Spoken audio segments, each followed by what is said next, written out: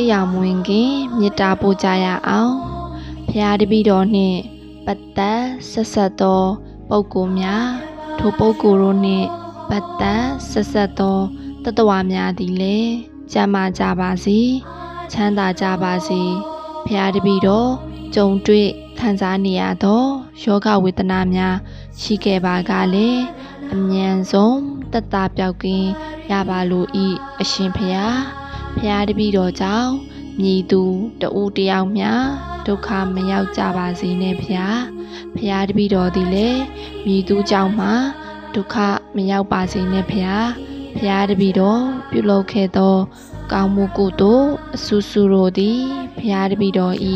မိဘဖျားတပည့်တော်ဤမိတ်ဆွေတငယ်ချင်းဖျားတပည့်တော်ဤချစ်သူနှင့်တကွာတတ္တဝါများအားလုံးရရှိခံစားကြရပါစေဖျားဘဝအဆက်ဆက်သူတော်စင်သူတော်မြတ်သူတော်ကောင်းများပို့တာခဲ့သော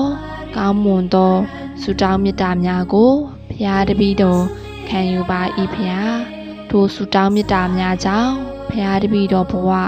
အေးချမ်းရပါလို၏ကျမ်းမာရပါလို၏ချမ်းသာရပါလို၏ဖျားဟုတတိရတဲ့အခါတိုင်းမေတ္တာပို့ပါ